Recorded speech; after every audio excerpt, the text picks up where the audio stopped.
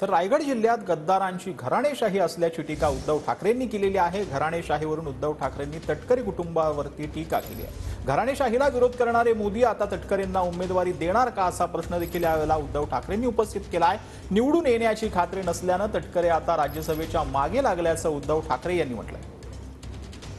शाहीला विरोध करताना इकडे तर गद्दार घराणेशाही आहे, गद्दारांची घराणेशाही आहे।